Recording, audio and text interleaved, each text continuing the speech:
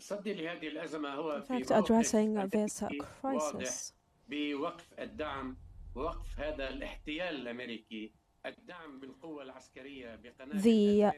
American aid to Israel has to stop.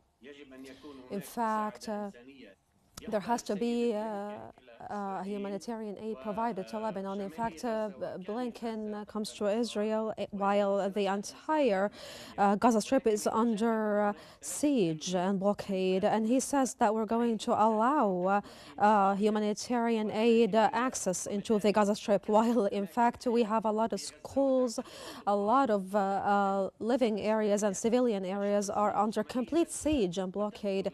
And in fact, more than 800 persons were murdered within 18 days. And in fact, when the American aid and support to Israel stops, we can say that we can find a solution. Sir, now, Benjamin Netanyahu has appointed a hardline Gaza war supporter as U.S. ambassador. What shift does this signal in the U.S. policy? How could it impact Lebanon's and Gaza's security and the broader region?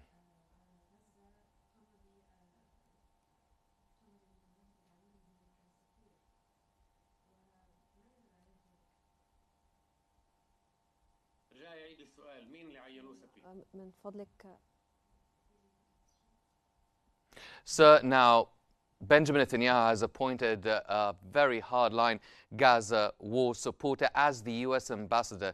How do you think this will affect the U.S. policy, and how will it affect the situation in Lebanon and Gaza?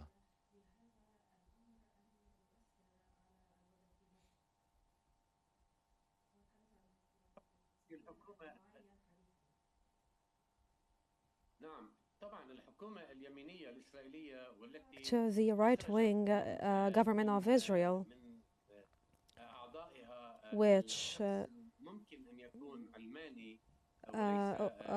in fact has nominated somebody who is a secular person, or got this secular person out, and instead of him, it in fact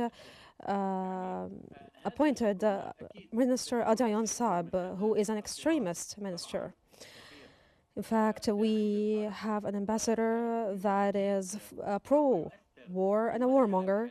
And in fact, this is definitely going to affect what's the remainder of the Biden administration term negatively, because Biden has been protecting Israel and has promised not to ever let Israel without protection, without their American protection. And so I don't know what the elected American president is going to do in this regard in the future. General Malaeb, now, Israel's recent strikes on southern Lebanon, are they primarily defensive? Are they targeting Hezbollah strongholds? Are they working on weakening the Lebanese infrastructure as a whole? What is your assessment?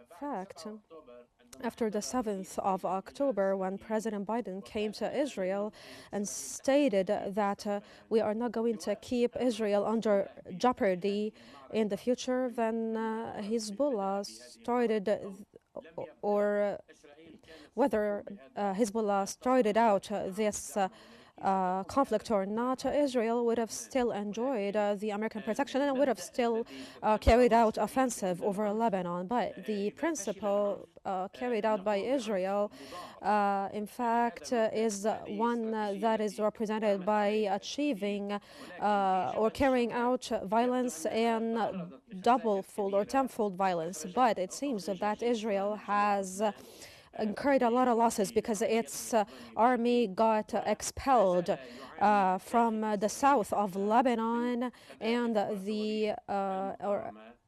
internal areas of Israel are still now being afflicted by Hezbollah offensives, in fact, or I would say resistance in this regard. In fact, President Biden as well seems that he's going to keep on fulfilling his promises to Israel by protecting it further and further as long as he's in power. So one final question now. The UN has warned of potential famine in Gaza that might be catastrophic, even more than the thousands who have been killed and injured. What solutions might be proposed given Israel's blockade and the ongoing strikes?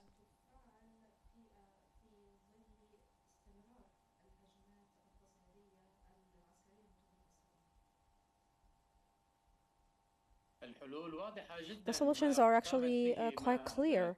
In fact,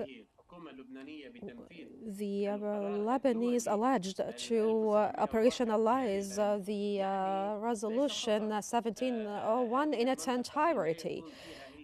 In fact, the South Lebanon region should only have international emergency security forces, but in fact, this resolution as well states that all foreign military forces should withdraw from all Lebanese lands, not just from the Blue Land or the Blue Line region. In fact, the withdrawal of military forces should be carried out from all borders between Lebanon and Palestine, coming stated in the Convention of 1949. And in fact, a convention or a committee was formed to track the execution of the provisions of this resolution.